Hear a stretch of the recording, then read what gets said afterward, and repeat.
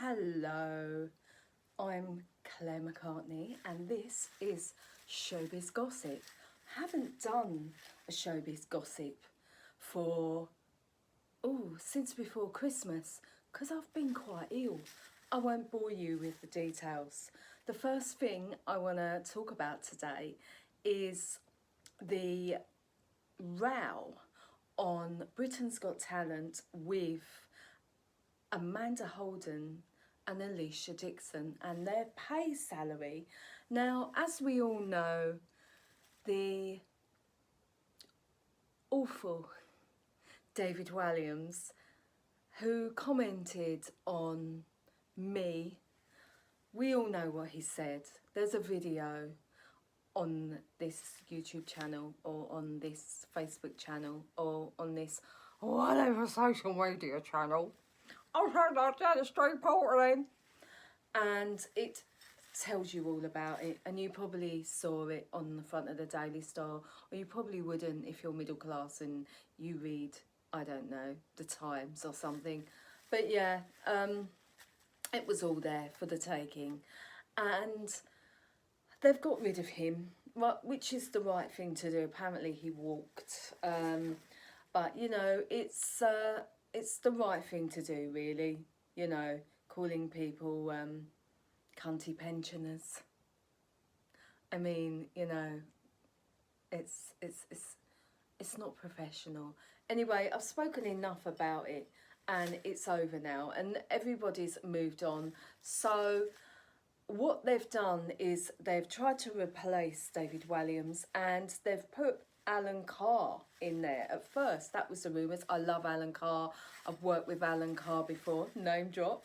It was when I was 34, and I was perceived as a model, probably for Airfix models and airplanes, and or Toby Jugs, and I was slimmer and better looking and fitter and healthier when I was 34, and I had that 1 year left, right? You know when you go, I was 35, it's all over, so I've done it again. Right, it's like 35, I do this is Stacey now, it's 35 and you're like, it's just all over. Yeah, so I thought, right, I'd take advantage of it. I got this modelling job. It didn't pay a lot, it was pittance, to be honest, and it was in a TV studio, and I'll quickly run through this because you probably don't want to know about this. And we had to wear naked unitards, like, oh God, I threw my glass over, flesh-coloured unitards, right? And Alan was hilarious. And he was writing his autobiography, which I've read, which I absolutely love, because he spoke a lot about Edinburgh Fringe, which I've done. All the comedians have done. It's a rite of passage, right about the passage. And he talks very openly and honest about it. He's a very normal geezer. That's what I like about Alan Carr. And, you know, he's talking about how he had a really bad gig and he cried. We've all been there, unless you're an old geezer. Apparently Peter Kay is the only one who's never had a bad gig in his life. Like, I could probably imagine that. He's like very positive, isn't he, Peter Kay?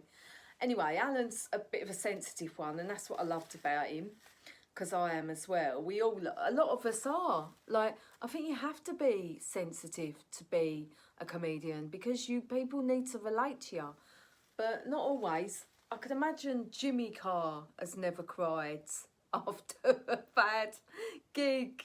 Anyway, so you do get a thicker skin now. Now I just don't care. But that was in the early days for Alan and me. And I was just doing character comedy at the time and presenting, I think. I think I was doing my TV presenter training. I think I've just finished it. And I don't even think I'd interviewed Frank Bruno and Glenn Hoddle and all those type of people then. Anyway, on with the show, and Alan was such a laugh. Lionel Blair was there when he was alive, God bless his soul. I loved Lionel because I used to do tap dancing when I was a kid, and he was an inspiration. Elle Macpherson was there. She's tall, but I'm like, you know, the size of Elle laying down on her side, you know, I'm like tiny. Alan's not that tall, but Elle McPherson was amazing. She was like, good day.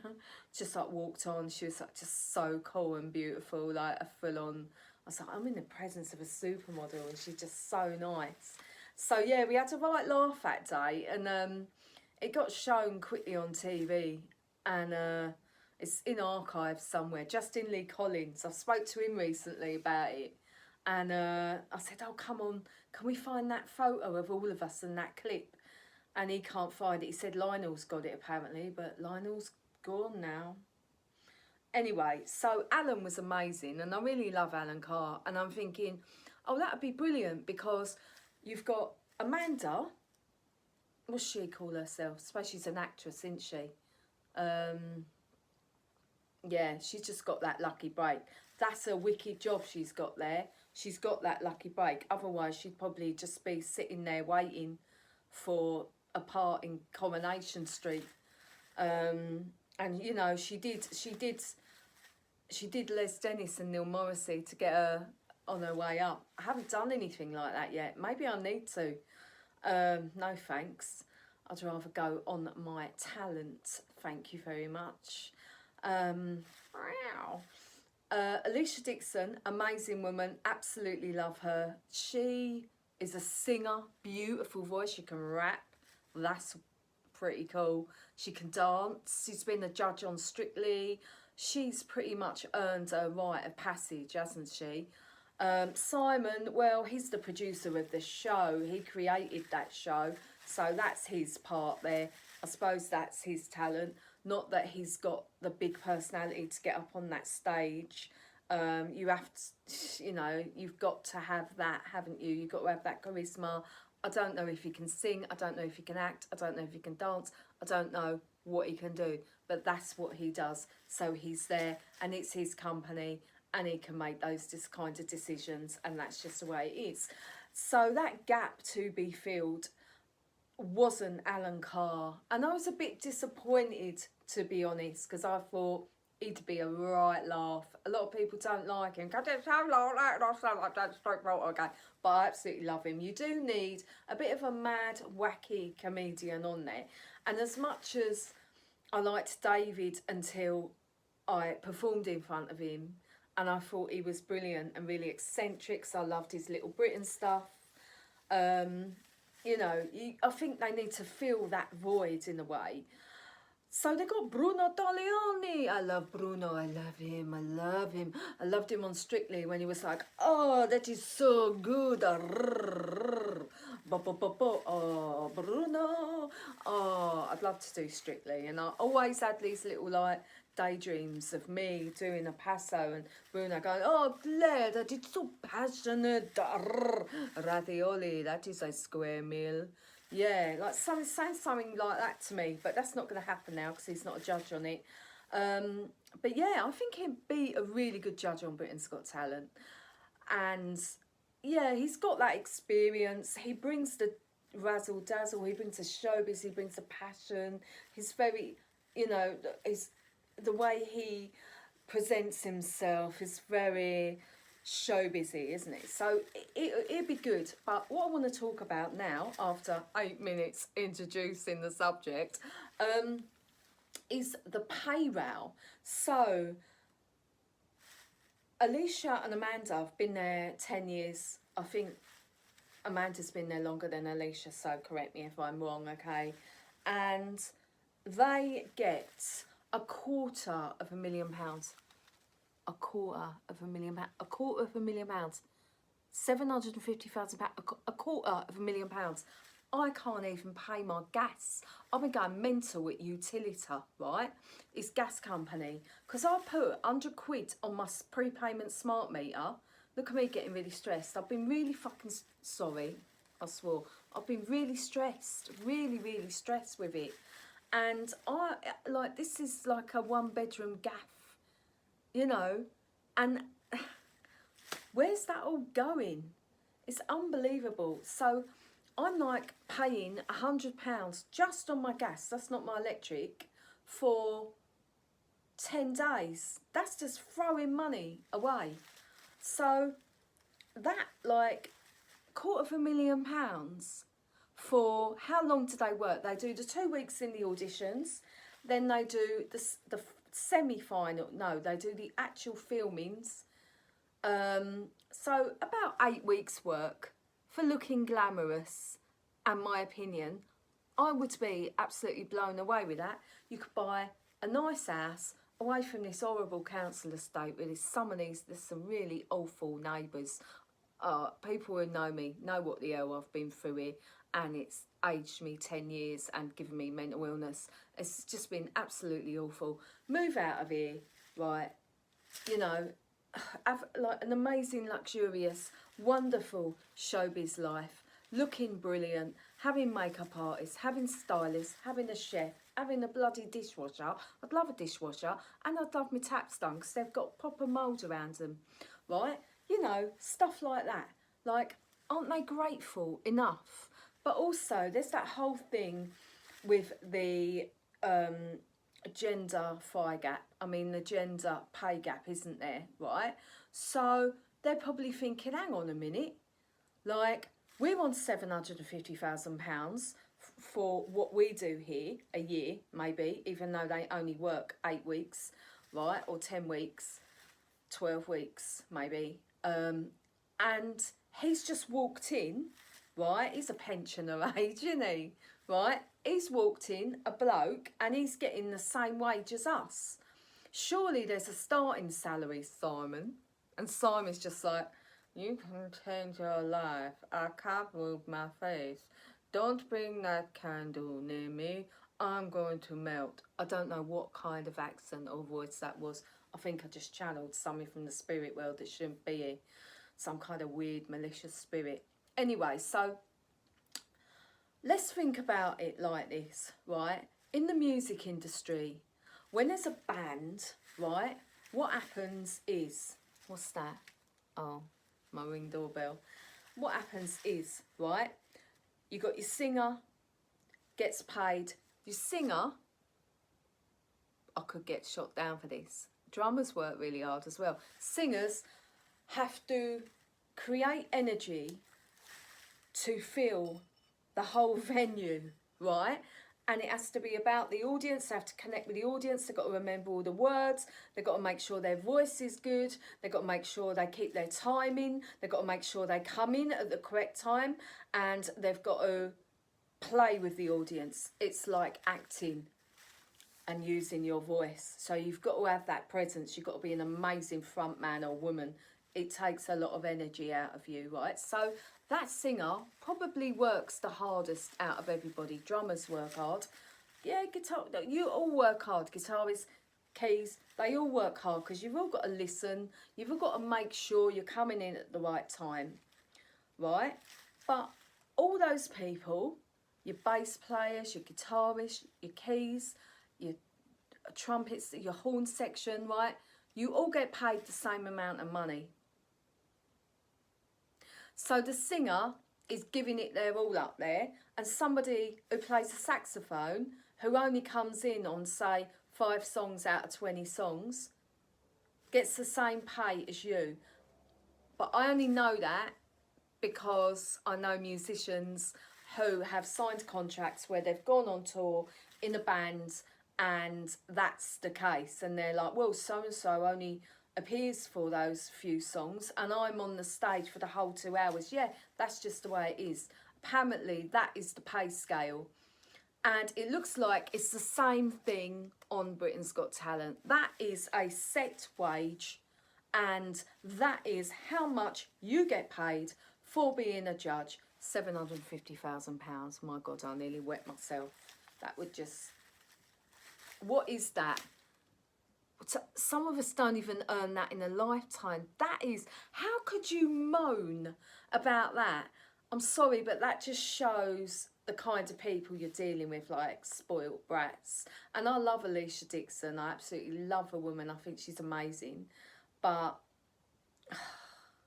I do see the women's side because they have been there longer. They've picked up experience.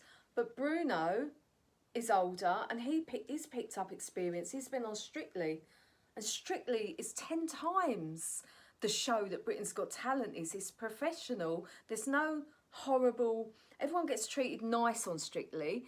Britain's Got Talent, a lot of people don't get treated nice, me included. You know my story, you'll have to have a look. So I don't speak massively highly of Britain's Got Talent.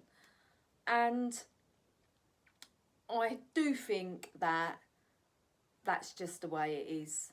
They've got to sort of pipe down a little bit and look at...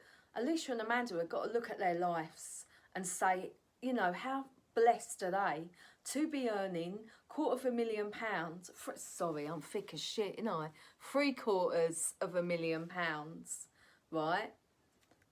Quarters to 250,000, innit? I bet you're going, what? She needs to go on a course by Rishi Sunak. Sorry, I meant £750,000. You know, £750,000 is a hell of a lot of money to just do 8-10 weeks work. So they're acting a little bit diva-ish, and usually I'm on women's sides with pay because we're always arguing we don't get paid as much as men. But it is something in show business. It is like a set thing, especially in music. So I'm just going to leave that there. Something else I want to talk about, right, is the menopause bill that got refused in Parliament this week. Now, I think if men had periods and men had estrogen and progesterone going through their bodies, right, that bill would definitely have been passed through. Because look at Parliament, right? Women are very underrepresented in the Parliament.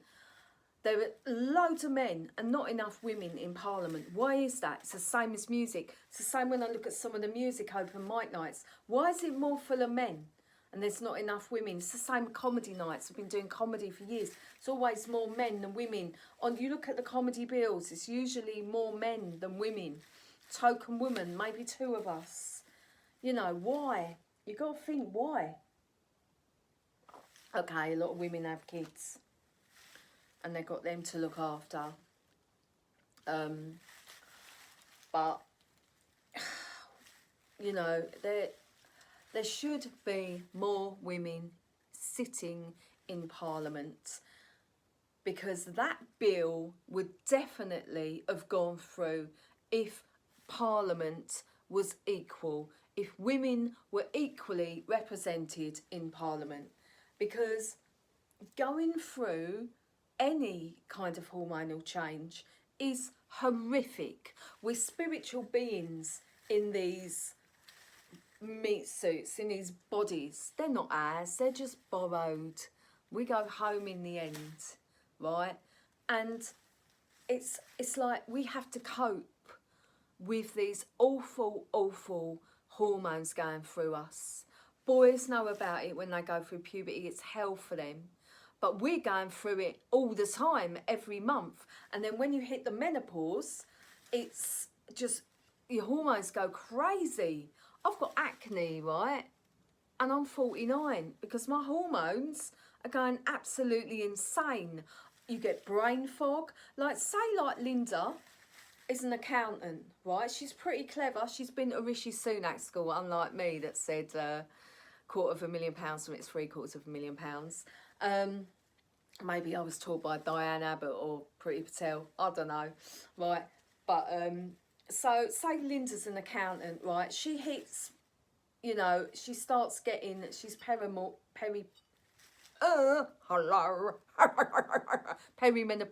right? She's perimenopausal. I didn't do my warm-ups. I know you're doing your acting warm-ups like that. Didn't do them. Sorry, acting teacher.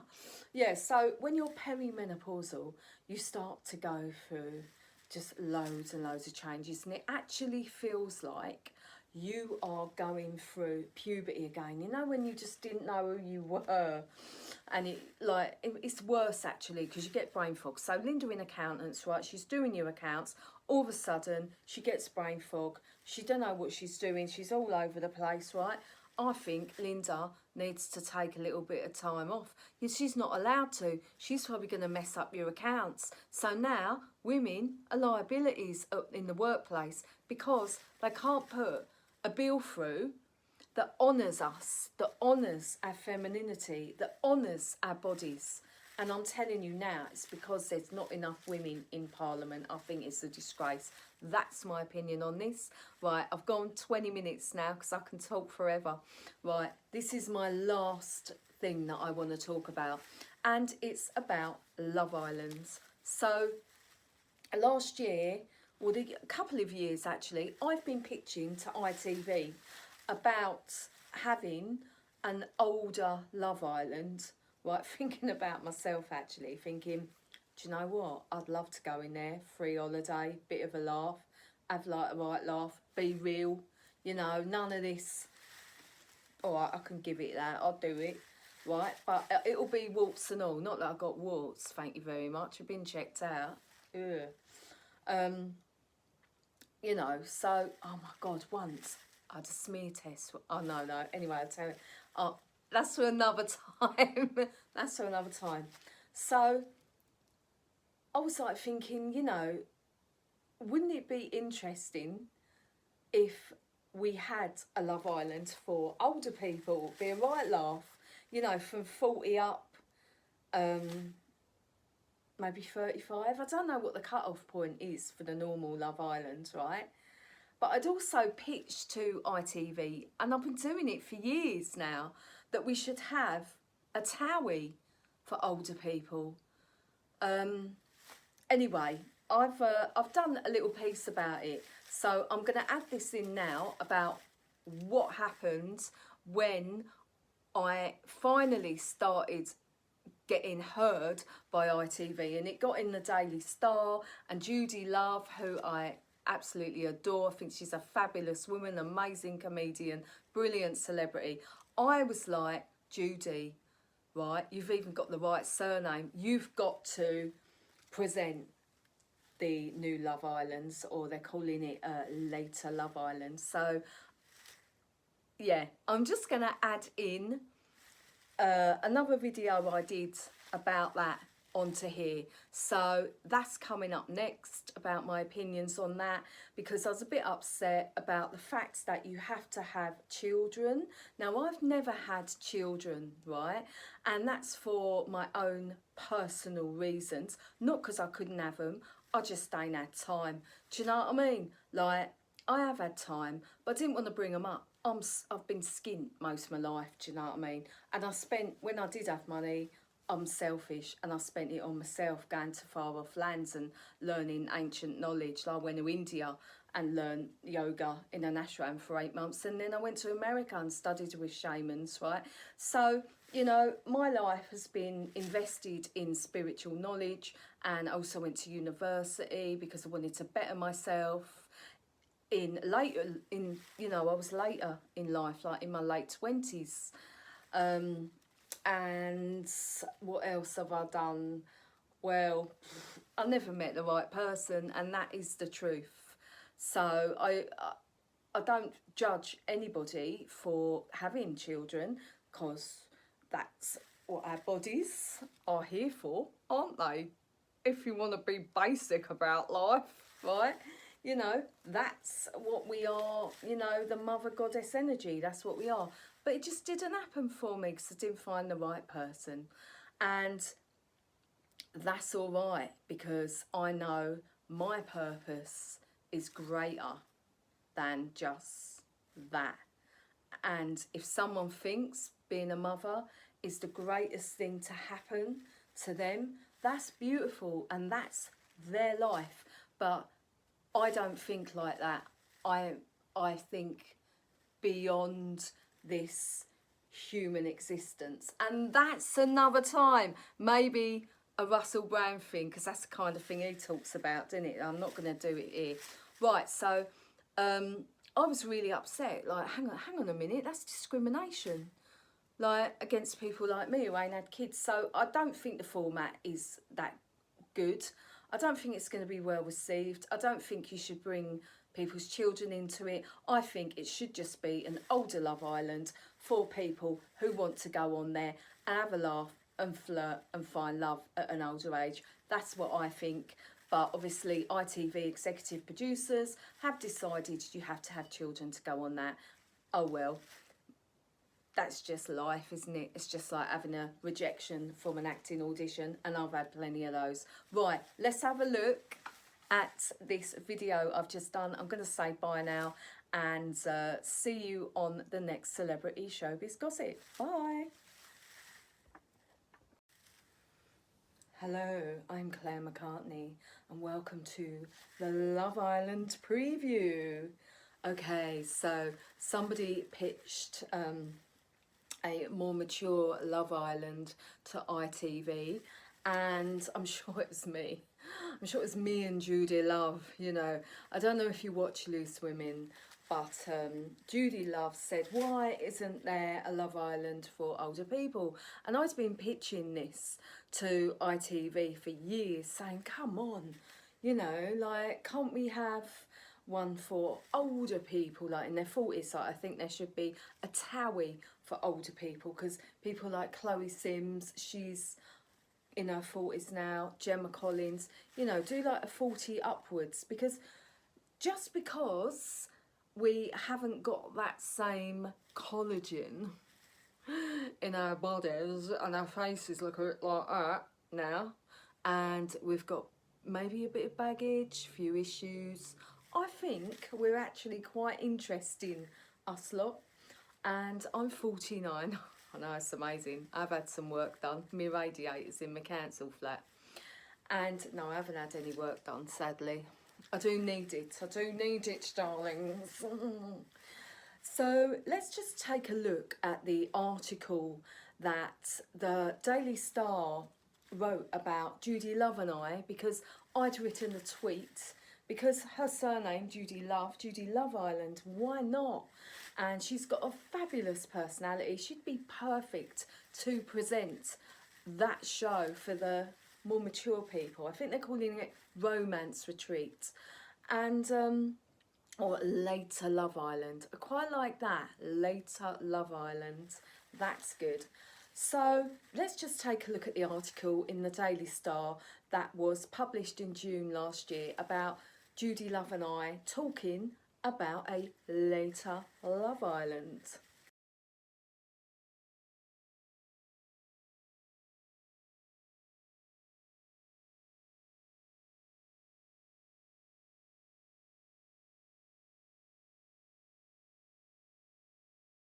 Yeah, so that's what happened with later Love Island. And yeah, so I think it's a fabulous idea, but I think it's a bit of discrimination going on, because you've got to have had children. Now, not all of us had children. Some of us didn't want children. Some of us were travelling, getting education, getting knowledge, you know, and didn't have time for children. Some of us didn't meet the right person, and some of us maybe couldn't have children. I don't know, that's a personal thing. Like, you don't really ask people that, do you? Hopefully not, because it is a personal thing for women and men, you know, in their life. So I was a bit disappointed that the new Later Love Island is going to now be only for people who've had children. Now, like, yeah, it's an interesting concept because you get the kids involved, but we're still here. We can choose, you know, we can nominate ourselves to go on the show. We can choose our lovers.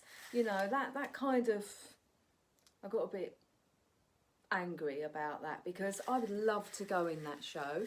I really would, because I've been single for like 12 years, and no fault of my own, not the fact I'm selfish and just follow my own ambitions and just think about myself, you know, and I would love to go in there. I think it'd be a right laugh, and you get a free holiday as well. That'd be amazing. I've got vitamin D deficiency at the moment. I need a bit of sun. So yeah, I'm not sure that format will work. I think you should just have people who want to go on the show, and they shouldn't bring their kids into it.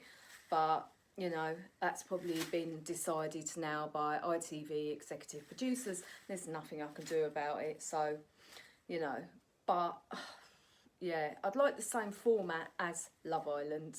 And whether you've got kids or not, it shouldn't matter. That should come up in a conversation, you know, when you're sitting round the pool. Have you got kids? Have you? No? Oh, no, they're grown up. I'm grandparent now. Or, you know, no, I never had them. I was like travelling the world and doing my own thing, or as a DJ or something. I didn't have time. Do you know what I mean? It's something that you would discuss. Anyway, that's just my opinion for my 2 pence worth. And yeah, that's just it. Anyway, I want to take a look at some of the auditions so far. So let's take a look at some of the people who have been sending in their own tapes. This is Neil from Scunthorpe. He is looking for the woman of his dreams. Let's take a look at Neil from Scunthorpe.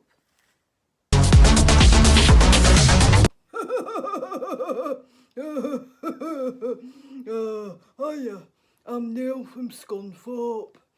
Me mates say that they know Scunthorpe is all about me.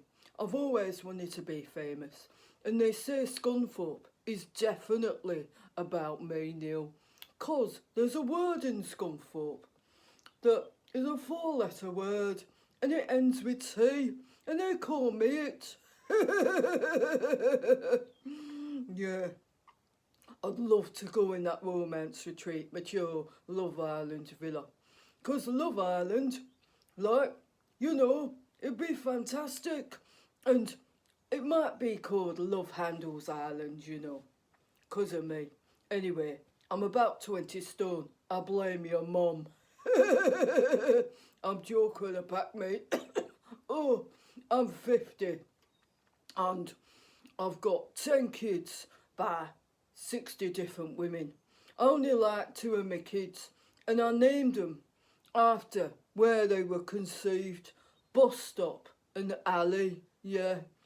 I'd love to be famous. My claim to fame is having a poster, Carol Vorderman eating Jaffa cakes on my toilet door, and I saw Stavros Flatley once down Working Man's Club. My job, I was working for Old MacDonald's Farm. I was a CIEIO. I'm joking with a pack me. I can't wait to meet someone who I can fall in love with, 'cause I've been married 5 times. Yeah, I just want to meet a lovely woman, you know, my age, 40s to 50s, and I'd love to, you know, fall in love with someone who had same sort of background as me. I used to buy all the sovereign rings from the Argus catalogue, right, wear them, and I thought I was LL Cool J, the council estate. Also, I'd own a plenty. I can't wait to give my own a plenty to those women in the Love Island romance retreat. Yeah, I can't wait. Anyway, I hope to make it in there, 'cause I'd love to be the next big thing, although I am quite big myself. But hope I meet a lovely all-rounder in there like myself. And yeah, that's it, I'm Neil. And I can't wait to meet someone my age. You know, proper love and that. So we can both die together, get higher cholesterol together, and heart problems together. You know, eat loads of lard. I just can't wait. I'd love to meet someone like that and find love. Oh, I gotta go. See you later. Bye.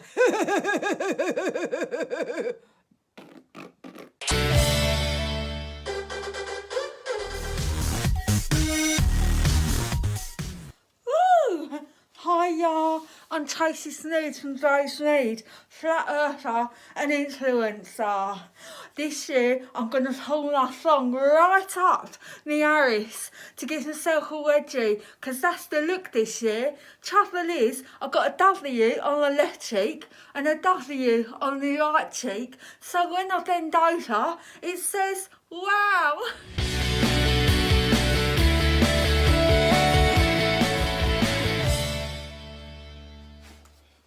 Hiya, my name's Chelsea. I'm going on Love Island because the fella is in the nick. So, I need to meet myself a fella. Hopefully, he won't see me on telly. He only watches Coronation Street anyway. Yeah, I'm so confident that I snogged your dad in the cavalry, and I'm so overly confident that I'm going to have a poo in the villa on camera, because nobody's done that before, have they? Do you know what? Once I crushed a famous footballer's face in my knockers. Yeah, my name's literally basically. Is me thong high enough? Does it look like a burger? Good. I'm a model for Toolstation and Screwfix. I love a man who can spell pneumonia and diarrhea. I've got a fans only page. Yeah, I like the Spanish ones with the lace and the men. I once went out with a gynaecologist. He gave me the thumbs up. So there are some of the Love Island contestants that you could be seeing on your TVs in this year's Romance Retreat, later Love Island, mature Love Island. I don't know what it's going to be called yet, but I think they're just putting it to the test and seeing what happens. So yeah, you never know, it could be you, but you've got to have children, because that's the discrimination. And there's discrimination everywhere in this world, so we've just got to get used to it. Anyway, this has been Claire Harrison McCartney reporting on showbiz gossip for Love Island. Ciao.